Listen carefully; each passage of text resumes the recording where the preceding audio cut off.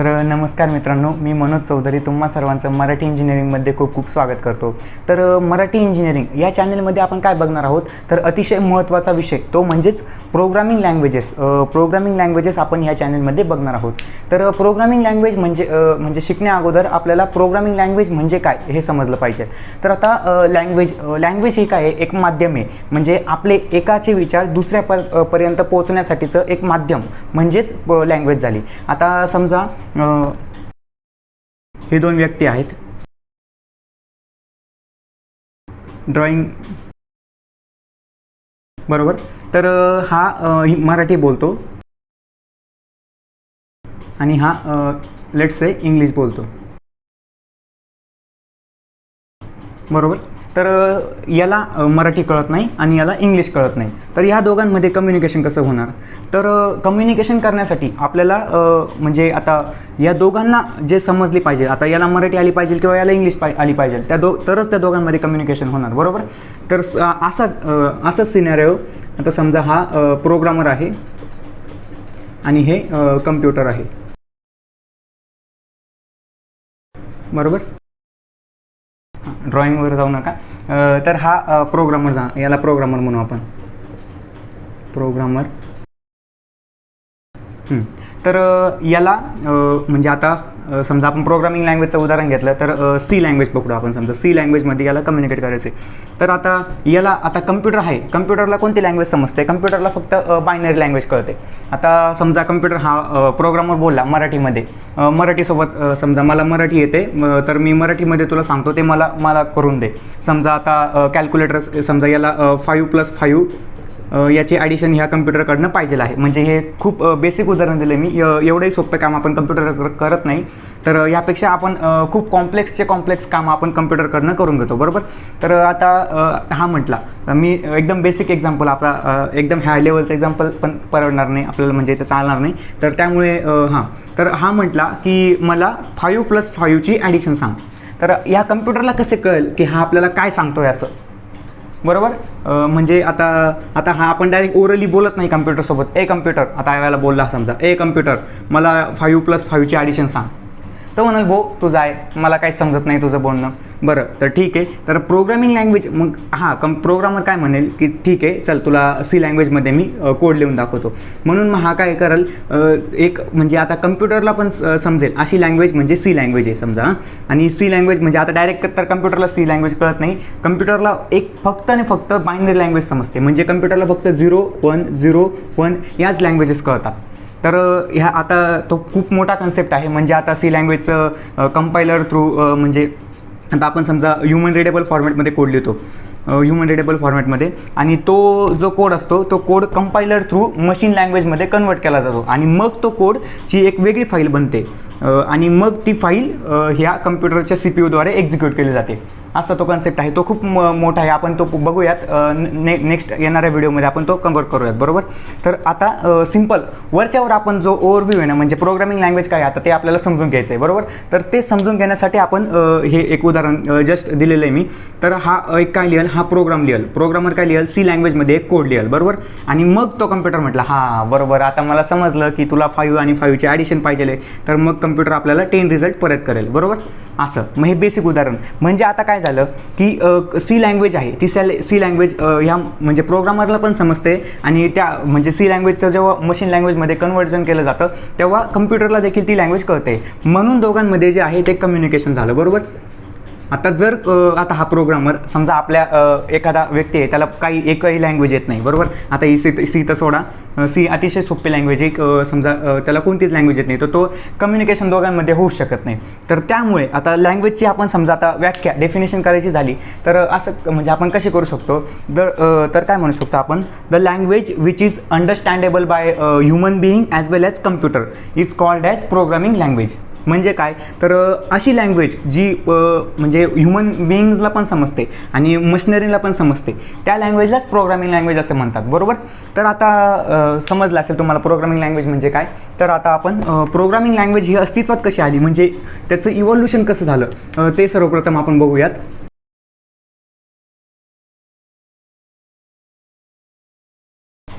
Programming language तर तिचं evolution of programming language कसं झालं ते बघूया आपण. Evolution of programming.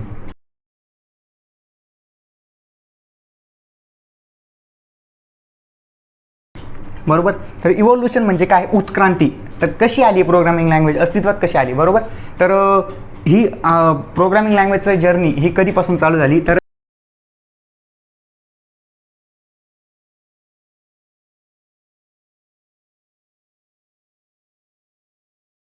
Charles Babbage, नावं पण कशी होती त्या व्यक्तींची. चार्ल्स बेबेज ही चार्ल्स बेबेज हा एक सायंटिस्ट होता आणि हां, तर याने काय केलं, याने एक मशीन बनवलं. बरोबर. असं समजा हे मशीन बनवलं. पण समजा हा चार्ल्स बेबेज, आपण चार्ल्स बेबेजला पण ड्रॉ करू.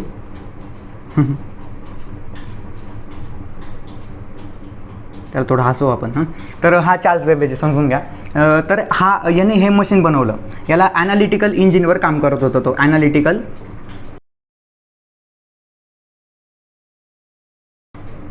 इंजिनवर काम करत होता तो. तर त्याने हे मशीन बनवलं, पण तो कन्फ्यूज होता. म्हणजे त्याला समजत नव्हतं की आता मशीन तर आपण बनवलं, हे काय झाला, हा हार्डवेअर पार्ट झाला. हा काय झाला, हार्डवेअर पार्ट झाला. पण आपल्याला जे इन्स्ट्रक्शन्स आहे कम्प्युटरला बोलायचं ते सॉफ्टवेअर पार्ट झाला. बरोबर. तर हा कम्प्युटर म्हणजे चार्ल्स बेबेज काय होता, तर कन्फ्यूज होता. म्हणजे आपण कम्प्युटर तर बनवलं आहे, मशीन तर बनवलं, पण त्याकडून आपण वर्क कसं करून घ्यायचं, म्हणजे त्याला आता इन्स्ट्रक्शन कसे प्रोव्हाइड करायचे आपण. तर आता जोपर्यंत कम्प्युटरला इन्स्ट्रक्शन्स, आता कम्प्युटर तर आपण समजा आपण दोन व्यक्तींमध्ये जसं ओरली बोलतो की इकडं म्हणजे समजा मला हे कर, हे काम माझ्यासाठी करून दे वगैरे, असं आपण करतो. तर तसं तर इथं पॉसिबल नाही आहे ना, की आपण म्हणजे आता ते काही निर्जीव वस्तू आहे, तर त्याला तर डायरेक्ट असं आपण ओरली बोललो तर समजणार नाही. तर हा कन्फ्यूज होता. त्यामुळे अधा लवलास नावाची व्यक्ती होती. अधा लवलास, तुम्ही गुगलवर देखील सर्च करू शकता या व्यक्तीचं, तर तिथे येईल. तर या व्यक्तीने इन्स्ट्रक्शन्स लिहिले. आणि ते इन्स्ट्रक्शन कशासाठी होते, तर बर्नौलीज नंबर सॉल्व्ह करण्यासाठीचे इन्स्ट्रक्शन्स होते. तर म्हणजे आणि मग ह्या व्यक्ती सर्वप्रथम प्रोग्रामिंग लँग्वेजची उत्क्रांती, म्हणजे आता सर्वप्रथम पहिली प्रोग्रामिंग लँग्वेज कोणी बनवली, तर अधा लवलास नावाच्या व्यक्तीने बनवले. म्हणजे ह्या व्यक्तीने सर्वप्रथम इन्स्ट्रक्शन्स लिहिल्या आणि त्या ह्या मशीनला प्रोव्हाइड केल्या. आणि हे ॲनालिटिकल इंजिन होतं ना, तर हे इंजिन त्या instructions through Bernoulli's number solve करत होतं. बरोबर. म्हणून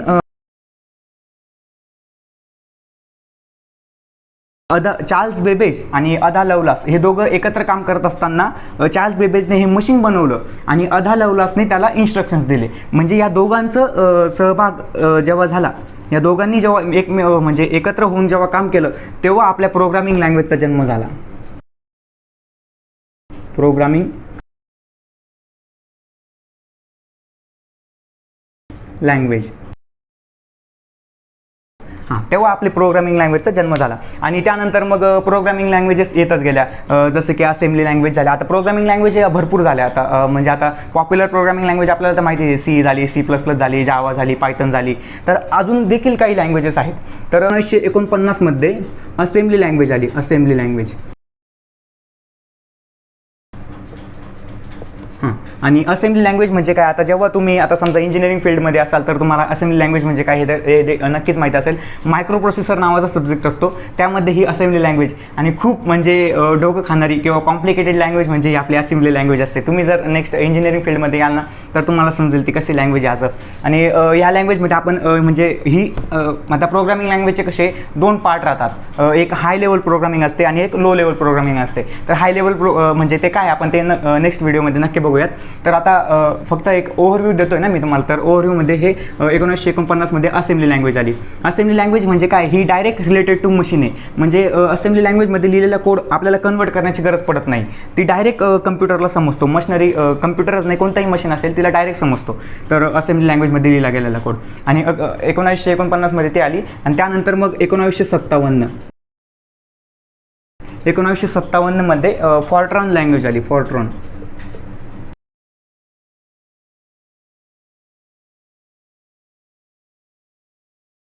फॉर्ट्रान लँग्वेज आली. आणि त्यानंतर मग 1958मध्ये हे सर्व वर्ष आहे, म्हणजे ह्या वर्षी ह्या लँग्वेजेस आल्या अस्तित्वात, म्हणजे सर्च केल्या, आपल्या डेव्हलप केल्या गेल्या. 1957मध्ये फॉर्ट्रान आली. आणि त्यानंतर मग अल्गोल नावाची लँग्वेज आली, अल्गोल.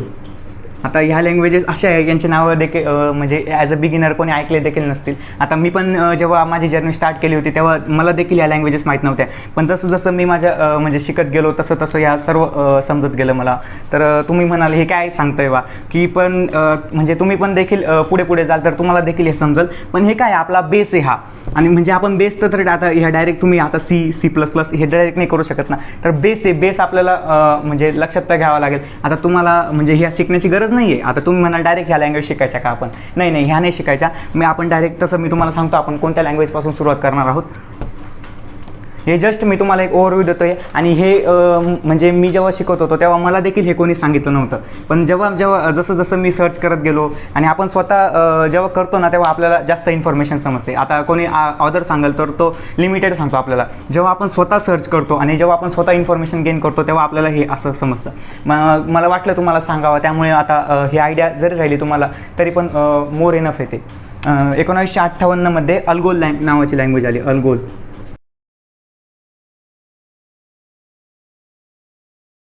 अल्गोल. आता ह्या अल्गोल लँग्वेज म्हणजे अल्गोल हा शॉर्ट फॉर्म आहे. ह्या अल्गोलचा फुल फॉर्म काय आहे, अल्गोरिथमिक लँग्वेज. अल्गोरिथमिक लँग्वेज असा त्या लँग्वेजचा फुल फॉर्म आहे. म्हणजे आपली ही लँग्वेज खूप महत्त्वाची आहे. आता बेस म्हटलो ना मी जसा, की ही लँग्वेज C, पायथन, जावा हिचा बेस आहे अल्गोल नावाची लँग्वेज. म्हणजे ह्या लँग्वेजमध्ये कसं आहे, अल्गोरिदम असतो आपल्याला. आता तुम्ही प्रोग्रामिंग शिकाल ना त्यामध्ये अल्गोरिदम आणि फ्लोचार्ट नावाचे दोन कन्सेप्ट आहे, अल्गोरिदम आणि फ्लोचार्ट. आता अल्गोरिदम म्हणजे काय असतं, तर theoretical representation of program is called as algorithm. आणि फ्लोचार्ट कसा असतात तर फ्लोचार्ट असे ग्रामॅटिकल म्हणजे असं डायग्रामॅटिक हे असतो फ्लोचार्टचा असं. मग ते असं म्हणजे असं असतं, ते वेगवेगळे शेप यूज करून तो फ्लोचार्ट तयार केला जातो. तर ते देखील मी तुम्हाला सांगणार आहे, काळजी करू नका. आणि हे झालं अल्गोरिथमिक म्हणजे ही एवढं लक्षात ठेवा की अल्गोल नावाची लँग्वेज ही जावा, C आणि पायथन या सर्व लँग्वेजचा काय तर बेस आहे अल्गोल नावाची लँग्वेज, बरोबर. आणि त्यानंतर मग 1958 आणि मग 1959मध्ये कोबोल नावाची लँग्वेज आली, कोबोल. आता हे नाव असे का दिले ते मला देखील आता प्रश्न पडतो, पण आता आहे ते नाव, आपण काही चेंज नाही करू शकत, बरोबर. आता ह्या लँग्वेजचा देखील एक एकदम म्हणजे फुल फॉर्म, आता हा एका म्हणजे मोठा लँग्वेजचं नाव मोठं आहे पण त्याचा शॉर्ट फॉर्म म्हणून कोबोल देऊन दिलेला आहे. आता या कोबोलचं फुल फॉर्म काय आहे, कॉमन बिझनेस ओरिएंटेड लँग्वेज. हिचा फुल फॉर्म काय आहे, कॉमन बिझनेस ओरिएंटेड लँग्वेज असा म्हणजे हे लेटर घेऊन कोबोल नावाचा शब्द बनला आणि मग त्या लँग्वेजला कोबोल नाव दिलं गेलं, बरोबर. तर आता हे झालं. आणि मग त्यानंतर डायरेक्ट आता समजा हे लगातार इयर होते 57, 58, 59 आणि त्यानंतर डायरेक्ट 1964मध्ये आली लँग्वेज, बरोबर. 1964मध्ये झाली बेसिक नावाची लँग्वेज. बेसिक नावाची लँग्वेज आली. आणि त्यानंतर मग सर्वात महत्त्वाची लँग्वेज आता हे झाल्या. आणि त्यानंतर मग आपली 1972 झाली. 1972 साली C नावाची लँग्वेज आली. आणि मग तुम्ही म्हणाल आता ह्या लँग्वेज शिकायच्या का, नाही ह्या लँग्वेज नाही शिकायच्या. आता मी देखील या नव्हत्या केला, मी डायरेक्ट C लँग्वेज शिकली होती. आणि ह्याच लँग्वेज आपण म्हणजे C लँग्वेजमध्ये आता आपण या नेक्स्ट व्हिडिओपासून आपण C लँग्वेजेस सुरू करणार आहेत. तर ही लँग्वेज खूप महत्त्वाची आहे. आणि म्हणजे का महत्त्वाची आहे मी ते देखील तुम्हाला सांगेल. पण आता ह्या लँग्वेज ही लँग्वेज नंतर आणि आपल्याला ज्या ह्युमन रिडेबल म्हणजे आता जास्त मोस्ट पॉप्युलर लँग्वेज ह्या C लँग्वेज नंतर येत गेल्या. आता ह्या लँग्वेज तर मोस्ट ऑफ द प्रोग्रामर्सना माहीत नसेल किंवा माहीत पण असेल, पण आता ते यूजमध्ये तर नाही आहेत आता सध्या तरी नाही आहे या सर्व लँग्वेजेस यूजमध्ये. C लँग्वेज ह्या यूजमध्ये म्हणजे आहेत. तर C लँग्वेजचा उपयोग कुठं केला जातो, उदाहरणार्थ तर ऑपरेटिंग सिस्टम डिझाईन करायचे असेल किंवा सिस्टम आर्किटेक्चर असेल किंवा असं म्हणजे मोस्ट ऑफ द आता सर्वात मोठी ऑपरेटिंग सिस्टम युनिक्स नावाची ऑपरेटिंग सिस्टम तुम्ही ऐकली असेल. युनिक्स नावाची ऑपरेटिंग सिस्टम सी लँग्वेजमध्ये लिहिली गेलेली आहे. म्हणजे तिचा जो कोड आहे, सोर्स कोड आहे ना, आता आपण समजा जो कोड लिहितो ना, त्याला सोर्स कोड म्हणतात. सोर्स कोड आहे तो सी लँग्वेजमध्ये लिहिला गेलेला आहे. आणि सी लँग्वेज ही जी आहे ती आता तुम्हाला जसं की सांगितलं प्रोग्रामिंग लँग्वेजेसच्या ह्या लेवल असतात. म्हणजे एक high level programming language, mid level programming language आणि लो लेवल प्रोग्रामिंग लँग्वेज. आता लो लेवल प्रोग्रामिंग लँग्वेज म्हणजे काय, आता एक शॉर्टमध्ये सांगून देतो आला विषय. तर लो लेवल प्रोग्रामिंग लँग्वेज म्हणजे काय, आता एक बघा 3 लेवल असतात लेवल ऑफ प्रोग्रामिंग लँग्वेज. एक लो लेवल असते, दुसरी मिड लेवल असते आणि तिसरी हाय लेवल असते. बरोबर. आता लो लेवल लँग्वेज म्हणजे काय, ही डायरेक्टली कम्प्युटरला समजते, पण आपल्याला समजायला थोडासा प्रॉब्लेम येतो. मिड लेवल लँग्वेज म्हणजे काय, जी प्रोग्रामरला पण थोडीफार समजते आणि कम्प्युटरला म्हणजे तिचं कन्व्हर्जन होतं. लो लेवलमध्ये आता ह्या दोघं लँग्वेजचं हे या लेवलमध्ये कन्व्हर्जन केलं जातं. बरोबर. लो लेवलमध्ये कन्व्हर्जन झालं आणि त्यासाठी म्हणजे आता प्रोग्रामच असतात, ते कंपायलर असते, इंटरप्रिटर असतात, भरपूर असतो. तो कन्सेप्ट खूप मोठा आहे, तर तो आपण येणाऱ्या व्हिडिओमध्ये बघणारच आहोत. तर ह्या लँग्वेज असतात. मग लो लेवल लँग्वेज ही मशीनला समजते, मिड लेवल ह्या दोघांना म्हणजे प्रोग्रामरला थोडीफार समजते आणि याला देखील समजते, कम्प्युटरला समजते. आणि हाय लेवल लँग्वेज ही आपल्यासाठी आहे. म्हणजे आता डायरेक्ट आपण इंग्लिश वापरून म्हणजे इंग्लिशमध्ये जे इन्स्ट्रक्शन्स लिहितो ना आपण, समजा तुम्हाला एक उदाहरण सी लँग्वेजचं उदाहरण दिलं, तर आपण समजा डायरेक्ट इंग्लिश लँग्वेजचा उपयोग करून आता हॅश इन्क्लूड, मी एक सोपा प्रोग्राम लिहून दाखवतो तुम्हाला. Hash include angular bracket stdio.h, त्यानंतर मग void मेन, मग पॅरेंथेसिस आणि मग कर्ली ब्रेस. हा सिंपल प्रोग्राम झाला. मग यामध्ये आपण इंग्लिश लँग्वेजचा यूज करून डायरेक्ट इन्स्ट्रक्शन्स लिहितो, म्हणून याला हाय लेवल लँग्वेज असे म्हटले गेलेले. आता सी लँग्वेज कोणती आहे, मिड लेवल प्रोग्रामिंग लँग्वेज आहे. म्हणजे ह्या कॅटेगरीमध्ये सी लँग्वेज बसते आपली. आणि त्यानंतरच्या मग जावा झाली, पायथन झाल्या, ह्या त्या सगळ्या हाय लेवल लँग्वेजमध्ये एक्झिस्ट होतात. तर आता हे झालं. मग आता तुम्हाला मित्रांनो समजलं असेल की इव्हॉल्युशन ऑफ प्रोग्रामिंग लँग्वेज हे काय. नसेल समजलं तर व्हिडिओ तुम्ही मागे घेऊन परत बघू शकतात. आणि काही डाऊट असेल तर कमेंट सेक्शनमध्ये तसं तुम्ही लिहा, मी नक्कीच तुम्हाला सांगेल. तर नेक्स्ट पॉईंट आपला बघू आपण.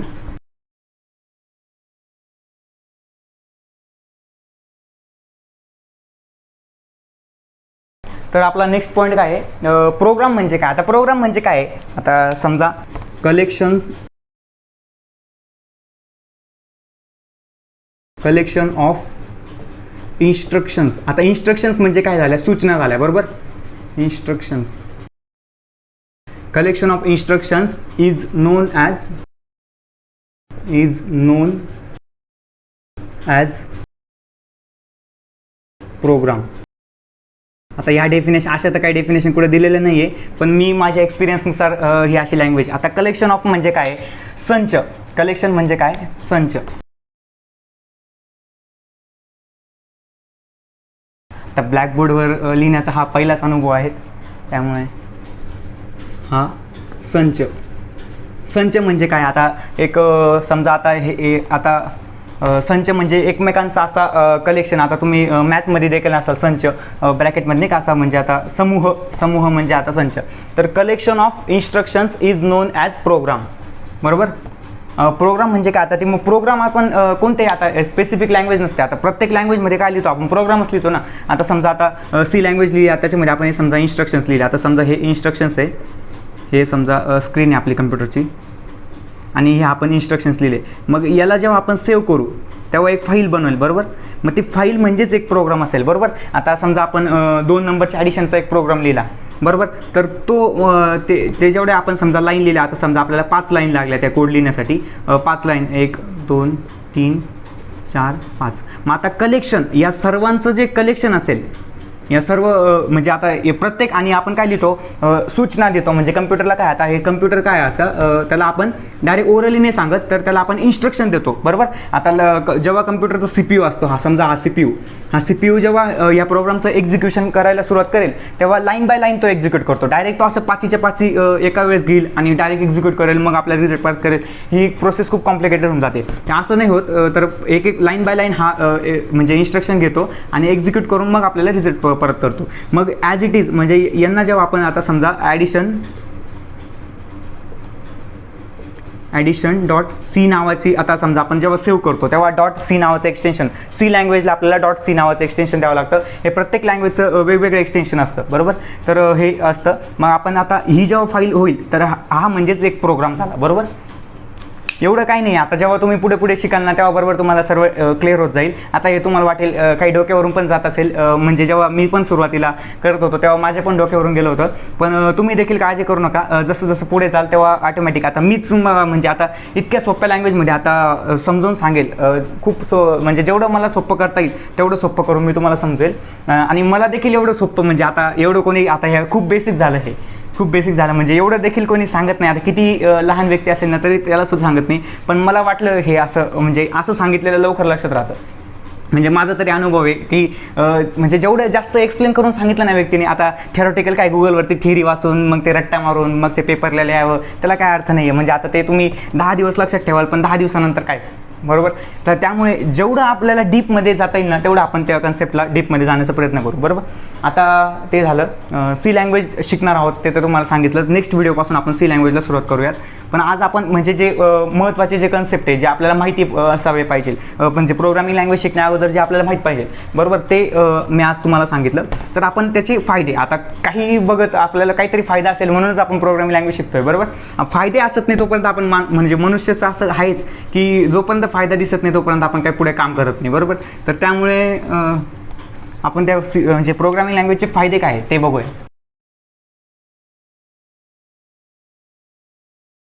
तर आता फायदे,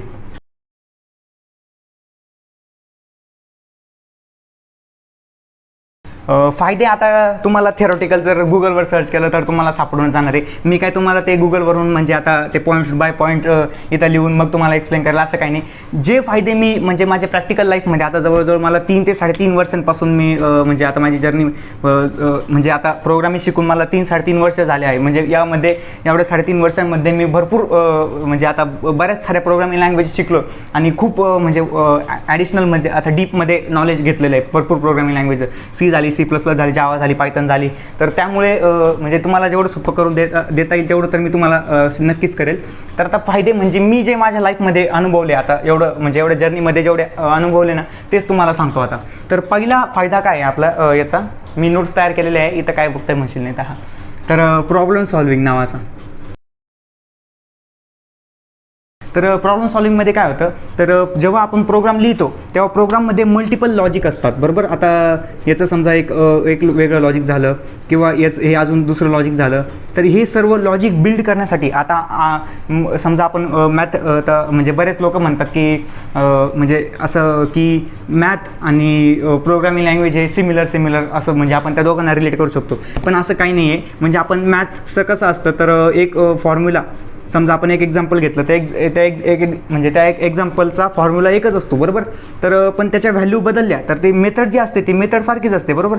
आणि ह्या प्रोग्राममध्ये काय आहे, तर एक जरी आपण व्हॅल्यू चेंज केली तर पूर्ण प्रोग्रामचा जो फ्लो, पूर्ण जो म्हणजे आता जे लॉजिक असतं ते पूर्ण लॉजिक बदलून जातं. जसं आपण म्हणजे पुढं जसं आपण ते जे लूप वापरू किंवा फंक्शनचा कन्सेप्ट घेऊ तेव्हा तुम्हाला नक्कीच समजेल ते. पण समजा आपण छोटेसे मायनर जरी चेंजेस केले प्रोग्राममध्ये तर त्याचा पूर्ण इम्पॅक्ट जो असतो तो खूप मोठा असतो. तसं इथं कसं असतं, आता समजा आपण एक फॉर्म्युला घेतला, a² + b² = c², हा फॉर्म्युला घेतला समजा. तर यामध्ये आपण काय आहे, समजा आता 5 घेतला, पुट केला आणि नंतर इथं 10 पुट केला आणि सीची व्हॅल्यू समजा आपल्याला फाइंड करायची. तर ह्यामध्ये आपण समजा आता असाच म्हणजे पुढं पूर्ण येईल, बरोबर. आणि त्यानंतर आता समजा आपण याच्याऐवजी 5च्या ऐवजी समजा 3 घेतला आणि इथे 4 घेतला, बरं. तर हे काय मेथड तर तीच राहणार ना. आपण समजा आता या 3चा स्क्वेअर करायचा, 3चा स्क्वेअर 9 + 6चा स्क्वेअर करायचा 16 आणि C² आणि हे दोघांची ॲडिशन करायची 25 = C² आणि मग इथं आलं तर 5 = C, म्हणजे Cची व्हॅल्यू 5 झाली बरोबर. मग अशाच हे झालं. तर कसं म्हणतं आता आपण व्हॅल्यू बदलल्या, मेथड तीच आहे ना पण तसं आपण समजा आता इथं उदाहरण दिलं तर C लँग्वेजचं समजा आपण फॉर लूप घेतलं. तर समजा आता एक लूप तुम्हाला उदाहरण सांगूनच देतो. तर हे आपण म्हणजे आता हे काय आता म्हणजे आता काहींना माहीत नसेल, म्हणजे मोस्ट ऑफ जणांना माहिती असेल, पण समजा जर तुम्हाला माहीत नसेल हे फॉर काय आहे वगैरे तर ते आपण पुढे शिकणारच आहोत, त्याची काळजी करू नका. तर for I = 10 I = 10 colon I <= sorry एक लॉजिक लिहितो मी, असं रँडम लॉजिक लिहितो कोणतं तरी एक. I = 1 I <= 10 आणि I ++ आणि printf.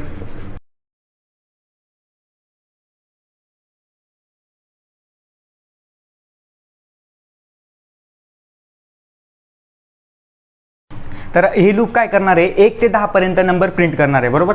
आता समजा जर मी इथे ++ समजा हा ++ हा नावा एक इन्क्रिमेंट नावाचा ऑपरेटर आहे. हा ऑपरेटर देखील आपण बघणार आहोत, इन्क्रिमेंट ऑपरेटर म्हणता याला. तर आणि या ऑपरेटरच्या ऐवजी समजा आपण मायनस दिलं, समजा हे आपण खोडलं इथं आणि इथं मायनस दिलं, तर याचा इम्पॅक्ट हा म्हणजे पूर्ण प्रोग्रामचा जो फ्लो तो पूर्ण बदलून जाईल. म्हणजे आता इथे समजा आपण 1 ते 10 नंबरमध्ये प्रिंट करत होतो, तर हा म्हणजे हा प्रोग्राम आहे ना, हा पूर्ण इन्फिनिटी म्हणजे याचा एंडच होणार नाही या प्रोग्रामचा. इन्फिनिटी म्हणजे हा जोपर्यंत कम्प्युटरची मेमरी आहे तोपर्यंत हा प्रोग्राम रनच होणार आहे. म्हणजे आता रनच होत राहील हा प्रोग्राम. म्हणजे याचा आता कसं समजा आता मायनस करतोय आपण, तर इथं कसं सगळ्यात पहिले इटरेशनला हा 1 प्रिंट होऊन जाईल बरोबर, 1 होईल. मग त्यानंतर मग एक मायनस गेला मग 0 प्रिंट होईल, मग -1 प्रिंट होईल, -2 -3 असं म्हणजे असा रिझल्ट दिला हा. आणि अप टू सो ऑन म्हणजे इन्फिनिटीपर्यंत याचा काही एंड होणारच नाही या लूपचा. अशामुळेच म्हणजे आता व्हायरस, कम्प्युटरचे व्हायरस असतात ना, तर हे असेच तिथं म्हणजे छोटे हा तर खूप छोटा कन्सेप्ट झाला व्हायरससाठी, पण असेच कन्सेप्ट यूज करूनच व्हायरस म्हणजे जे असतात कम्प्युटरचे ते बनवले जातात. तर म्हणजे मायनर जरी म्हणजे मला सांगायचं तात्पर्य काय, मायनर जरी चेंजेस आपण कम्प्युटरच्या प्रोग्राममध्ये केले तर तिथं आपण म्हणजे खूप मोठा इम्पॅक्ट होऊन जातो. आता बघा एक ऑपरेटर आपण चेंज केला तर तो लूप डायरेक्ट इन्फायनाईट लूपमध्ये चालला गेला बरोबर. तसं आता इथं मॅथच्या केसमध्ये काय होतं, तर आपण समजा आता पहिले आधी 5 आणि 10 घेतला होता आणि नंतर आपण 3 आणि 4 घेतला, तर व्हॅल्यू म्हणजे आता मेथड तीच आहे, फक्त ते हे बरोबर आलं म्हणजे आन्सर बदलतात फक्त बरोबर, मेथड तीच असते. तसं इथं नाही आहे, म्हणून त्यामुळे मॅथ आणि याला रिलेट करू नका. थोडंफार म्हणजे असू पण शकतं सिमिलर, पण मग जास्तीत जास्त केसमध्ये तर नसतंच सिमिलर. तर प्रॉब्लेम सॉल्विंग नावाचं आणि हे प्रॉब्लेम सॉल्विंगमध्ये आता म्हणजे मला पण पहिले आधी भीती वाटायची. आता खरं सांगायला गेलो तर म्हणजे आता लॉजिक जे असतात ते आता असे लूप, आता हे तर एकदम बेसिक झालं. या म्हणजे आपण जसं पुढं करू, आता समजा आपण डेटा स्ट्रक्चर नावाचा एक सब्जेक्ट आहे. डेटा स्ट्रक्चरमध्ये जे म्हणजे आता कन्सेप्ट असतात ते खूप कॉम्प्लिकेटेड असतात, म्हणजे ते समजून घेण्यासाठी तरी खूप आपल्याला म्हणजे प्रॉब्लेम येतो. आणि त्यासाठी म्हणजे 2-3दा आपण समजा ते जोपर्यंत करून बघत नाही, स्वतः आपण करून बघत नाही ना, प्रोग्राम लिहून बघत नाही, तोपर्यंत आपल्याला समजत नाही ते. तर त्यामुळे आपण जसं म्हणजे काळजी करू नका, पुढे आपण समजणारच आहोत. ते सर्व मी जसं तुम्हाला सांगितलं, जेवढं मला सोपं करून सांगता येईल ना तेवढं मी तुम्हाला नक्कीच करेन. हां, तर हे झालं प्रॉब्लेम सॉल्विंग, तुम्हाला समजलं असेल. तर त्यानंतरचा जो आहे तो व्हिज्युअलायझेशन. हां, तर व्हिज्युअलायझेशन हा जर तुम्ही समजा आता म्हणजे आता हा एका शब्दात सांगणं तर हा हे नाही राहणार. याच्यामध्ये 2 म्हणजे आता मी स्वतः जो अनुभव केलेला आहे तो सांगतो तुम्हाला. व्हिज्युअलायझेशनमध्ये जो आहे तो डेटा फ्लो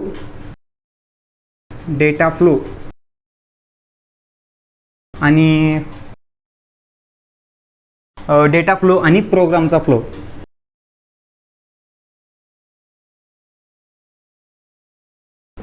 आता फ्लो म्हणजे काय, आता प्रवाह म्हणजे कुठून कुठं जायचं, कसं जायचं, काय जायचं.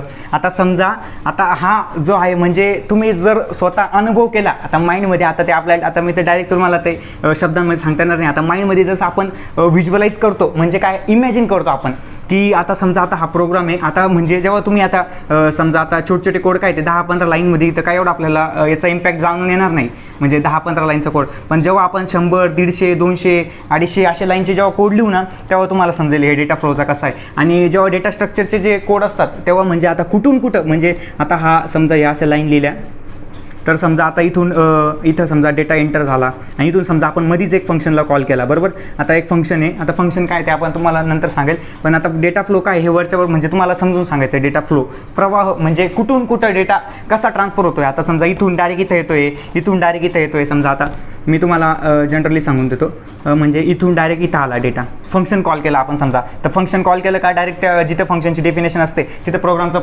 म्हणजे कंट्रोलर डायरेक्ट जातो आणि तिथून ते फंक्शनची बॉडी एक्झिक्यूट करतो आणि परत जिथे कॉल केला गेलेला तिथे येतो, बरोबर. मग इथून इथं आला डेटा, इथून परत इथं आला समजा, इथून परत इथं आला आणि लास्टला परत इथं आला.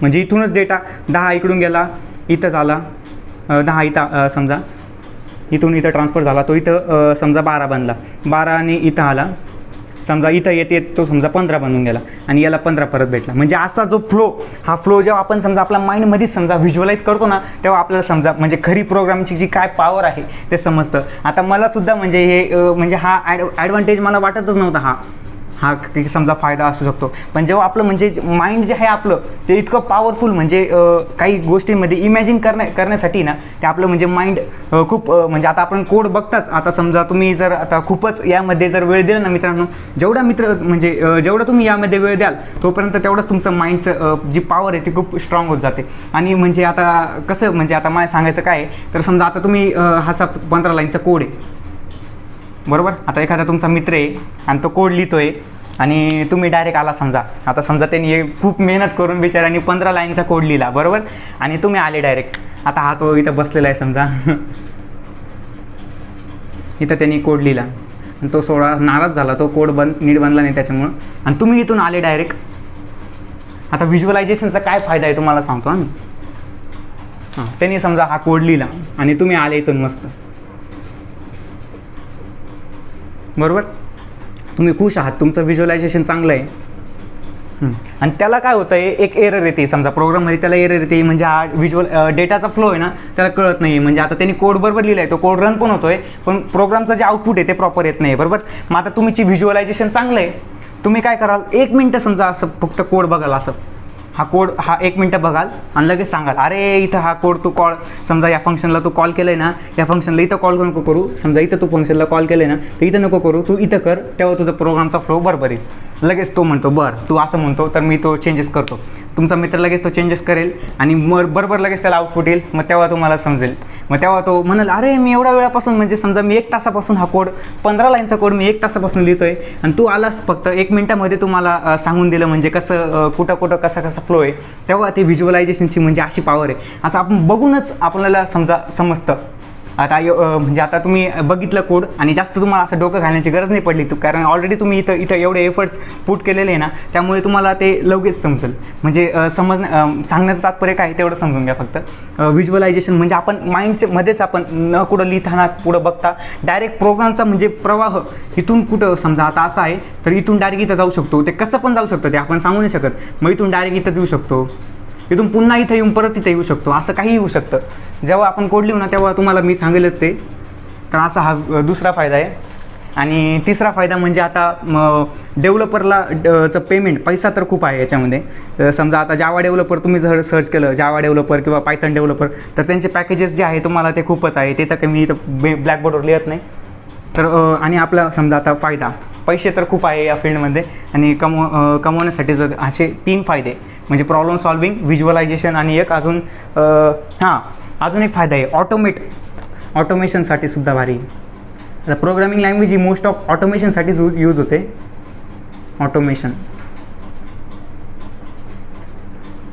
ऑटोमेशन म्हणजे काय, आता आपल्याला आता मनुष्याला कसं आहे, जेवढे आपले कार्य सोपे बनवता येतील, म्हणजे आता कॉम्प्लेक्स टास्कमधून आपल्याला जेवढं सोपं काम करता येईल तेवढं मनुष्याचा असंच प्रयत्न असतो. त्यामुळे आपलं टास्क त्याला ऑटोमेट करायचं असतं. त्यामुळे मशिनरींचं म्हणजे आता माणूसाचं डिपेंडन्सी मशिनरीवर जास्त झालेली आहे. आता प्रत्येक ठिकाणी आता बघायला गेलो तर आता समजा 4 व्हीलरचे मॅन्युफॅक्चरिंगसुद्धा असेल तर तिथे सुद्धा मोठमोठे रोबो असतात नाही का. ते डायरेक्ट म्हणजे आता जे आधी काम मॅन्युअली केलं जायचं ते आता मशिनरी थ्रू केलं जातं. बरं, आता मशिनरीला पण काय असतात, इन्स्ट्रक्शनच दिलेले असतात, बरोबर. आता एवढ्या अँगलवरून समजा तू आता ते एक्झाम्पल तर खूप, आता मला काही जास्त आयडिया नाही त्याबद्दल, पण आता त्या मशीनना सुद्धा कोडिंगच केलेली असते ना. आता समजा कुठून कुठं वर्क करायचं, मग ते ऑटोमेट म्हणजे आपलं कार्य जे आहे, आता समजा आपण एक प्रोग्राम लिहिला, तो जोपर्यंत आपण समजा 10 लाईनचा एक कोड लिहिला आपण समजा, तर 10 लाईनचा कोड जो आहे हा समजा असा आपण कोड लिहिला, तर हा कोड जोपर्यंत आपण त्यामध्ये मॅन्युअल चेंजेस करत नाही तोपर्यंत तो कोड ॲज इट इज, म्हणजे तुम्ही वर्षानुवर्ष 100 वर्ष 200 वर्षानंतर सुद्धा तो कोड बघितला, जोपर्यंत आपण स्वतः मॅन्युअली किंवा चेंजेस करत नाही तोपर्यंत तो कोड ॲज इट इज जसं आउटपुट घेईल तसं बरोबर एकदम प्रॉपर आउटपुट घेईल. आता तुम्ही म्हणाल समजा आता मी 6 महिन्यापूर्वी एक कोड लिहिला होता, समजा 2 नंबरच्या ॲडिशनचा 6 महिन्यापूर्वी एक कोड लिहिला होता, आणि तुम्हाला समजा वाटेल आता अरे कम्प्युटरला समजा आपण 6 महिन्यापूर्वीच सांगितलं होतं असं करायचं तसं, त्याचं लक्षात असेल का, पण असं नाही, त्याला लक्षात राहतं. तुम्ही 6 महिन्यानंतर नाही, 1 वर्षानंतर सुद्धा त्याच व्हॅल्यू पुट करून तुम्हाला बरोबर आन्सर भेटणार म्हणजे भेटणार. जोपर्यंत आपण समजा तो कोडला म्हणजे आता कम्प्युटर समजा आता काय पॉवर फेल्युअर वगैरे किंवा म्हणजे कम्प्युटर काय झालं, तो प्रोग्रामला पण होऊ शकतं काही, पण जोपर्यंत आपण म्हणजे कम्प्युटर आपलं चांगलं आहे आणि जोपर्यंत आपण मॅन्युअल चेंजेस करत नाही तोपर्यंत प्रोग्राम जो आहे तो ॲज इट इज आपल्याला आउटपुट देईल. म्हणजे किती वेळानंतर, तुम्ही वर्षभरानंतर करा की 2 वर्षानंतर करा, म्हणजे असं आहे. आणि हे म्हणजे आपलं जे आहे ऑटोमेट करण्यासाठी टास्क हे सुद्धा प्रोग्रामिंग लँग्वेजचं हे आहे.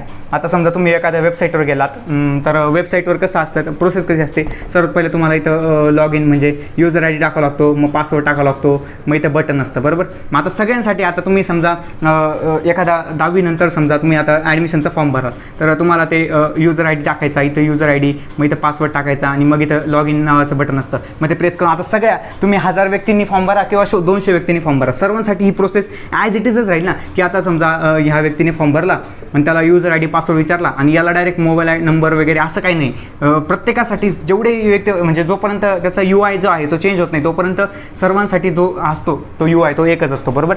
आता सांगायला गेलं तर खूप आहे, पण मग एवढं लक्षात ठेवा, प्रॉब्लेम सॉल्विंग. आणि अजून समजा तुम्हाला बेनिफिट्स, आता समजा तुम्ही एक्झाम देणार असाल तर एक्झाम देण्यासाठी तर आपल्याला ते क्वांटिटी आणि म्हणजे पॉईंट्स एकदम ॲक्युरेट पाहिजे असतात शिक्षक लोकांना, तर पॉईंट्स तुम्ही ते गुगलवर देखील रेफर करू शकता, तिथे खूप इन्फॉर्मेशन दिलेली आहे.